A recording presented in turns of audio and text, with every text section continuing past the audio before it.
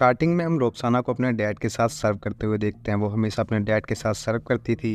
फिर हम रोक्साना को कॉलेज में देखते हैं, जहाँ पर पानी के जानवरों के बारे में बताया जा रहा था। क्लास ख़त्म होती है और बाहर उसे फ्री डाइविंग का पोस्टर दिखता है, जिसकी वो फ़ोटो ले लेती है। घर पर रोक्साना की मॉम रोक्साना से थेरेपिस्ट के पास जाने के लिए कहती है, मगर रोक्साना डॉक्टर के पास जाने से मना कर देती है। इसी वजह से रोक्साना और उसकी मदर के बीच में बहस होने लगती है। रोक्साना गुस्से में घर को छोड़कर चली जाती है और अपनी मॉम को मैसेज लिखती है कि इस वीक वो घर नहीं आएगी, अपनी फ्रेंड के घर पर रहेगी। रोक्साना बीच के किनारे सो जाती है। तभी वहाँ टॉम आता है। रोक्साना कहती है उसे पास्कल से मिलना है और डाइविंग सीखनी है। टॉम कहता है मैं भी उसी टीम को गाइड करता हूँ। रोक्साना को लेकर वो डाइविंग सीखने चले जाते हैं। सभी को डाइविंग के बेसिक को बता रहे होते हैं। तभी पास्कल अपनी गर्लफ्रेंड के साथ आता है। पास्कल डाइविंग वर्ल्ड मेडलिस्ट होता है, इसलिए वो सबको मोटिवेट करता है और सभी को पानी में उतार देता है।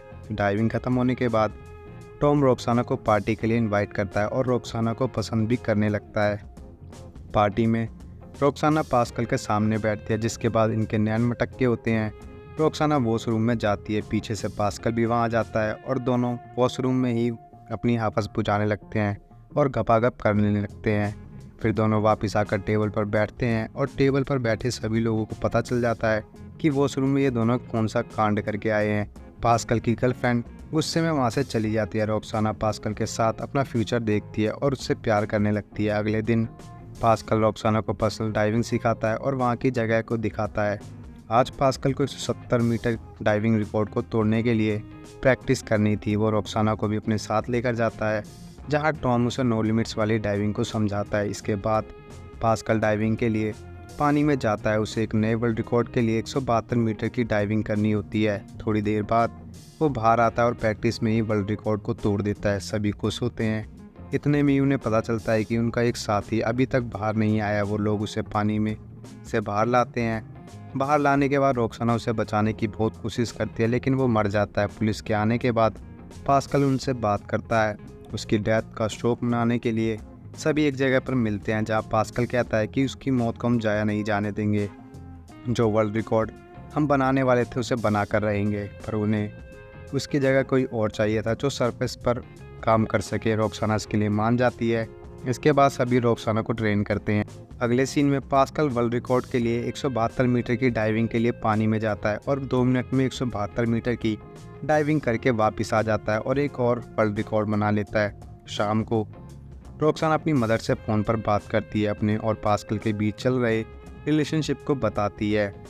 उसकी मदर रोक्साना को वापस आकर स्टडी पूरा करने के लिए कहती है, जिस पर रोक्साना अपनी मदर को मना कर देती है और गुस्से में फ़ोन काट देती है। रास्ते में जाते वक्त टॉम पास्कल को बताता है कि किसी सोवियत नाम की लड़की ने 174 मीटर की डाइविंग करके उसके रिकॉर्ड को तोड़ दिया है। 174 मीटर के डाइविंग रिकॉर्ड को तोड़ने के लिए 176 मीटर वाली डाइविंग में हिस्सा लेना होता है, लेकिन पानी में वापस आते वक्त वो बेहोश हो जाता है, जिस वजह से वो रिकॉर्ड को तोड़ नहीं पाता। पास्कल और रोक्साना डॉक्टर के पास होते हैं। डॉक्टर पास्कल को डाइविंग करने के लिए मना करता है, क्योंकि डाइविंग अब उस पास्कल के लिए खतरा बन सकती है। इसके बाद रोक्साना टूर्नामेंट में हिस्सा लेती है, जहाँ 56 मीटर की गहराई में जाकर एक नया इतिहास बनाती है। इसी रिकॉर्ड के साथ रोक्साना पूरे फ्रांस में फेमस हो जाती है। टूर्नामेंट के अगले दिन एक लड़की 178 मीटर की डाइविंग करके वर्ल्ड रिकॉर्ड बना देती है। पास्कल कंपटीशन के लिए लेट आता है, इसी वजह से वो पार्टिसिपेट नहीं कर पाता।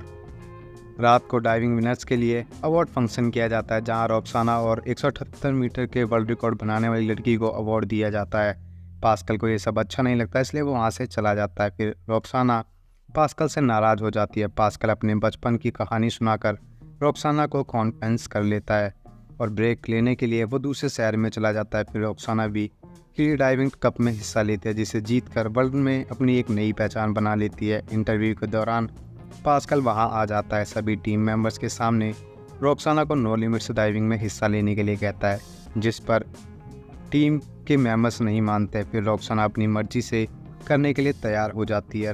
रात को रोक्साना पास्कल से कहती है वो अपनी लाइफ को उसके साथ आगे बढ़ाना चाहती है, जिस पर पास्कल कहता है शादी को छोड़कर उसे अपनी लाइफ में आगे बढ़ना चाहिए, क्योंकि उसके लिए शादी का कोई मतलब नहीं है। रोक्साना को पास्कल पर शक होता है कि उसका किसी के साथ चक्कर है। फिर वो टॉम से मिलती है और अपनी गलती के लिए उससे माफ़ी मांगती है, क्योंकि उसे पता था कि टॉम उसे शुरू से ही पसंद करता है। रोक्साना टॉम को किस कर लेती है अगले दिन रोक्साना 176 मीटर डाइविंग कर के सबको यकीन दिला देती है कि अगली वर्ल्ड चैंपियन बन सकती है। प्रैक्टिस के वक्त पास्कल 180 मीटर की गहराई में जाता है, लेकिन वापस आते वक्त एक बार फिर से बेहोश हो जाता है। फिर रोक्साना पास्कल को फ़ोन करके किसी लड़की से बात करते हुए देख लेती है।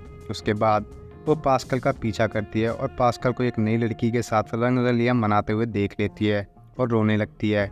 रोते रोते वो टॉम के पास आती है और टॉम को अपने साथ रहने के लिए कहती है। फिर दोनों गपागप करते हैं। रोक्साना पास्कल के घर से अपना सामान लेने जाती है, लेकिन पास्कल कहता है कि वो उससे बहुत प्यार करता है और शीशे पर पंच मारकर अपने हाथों को चोट पहुंचाता है। पास्कल की हरकत से रोक्साना पिघल जाती है। अगले दिन पास्कल रोक्साना को प्रैक्टिस करवा रहा होता है, जब भी रोक्साना के फ़ोन पर टॉम का मैसेज आता है। पास्कल पढ़ लेता है और डिलीट कर देता है। अगले दिन इंटरव्यू में रोक्साना पास्कल को उसकी गर्लफ्रेंड को आंख मारते हुए देख लेती है। तब उसको यकीन हो जाता है कि पास्कल कभी नहीं सुधरेगा। इस बात से दुखी होकर वो बहुत रोती है। अगले दिन कंपटीशन में रोक्साना 180 मीटर की डाइविंग में हिस्सा लेती है, जिसके लिए उसकी टीम इक्विपमेंट को उससे अच्छे से तैयार करना होगा।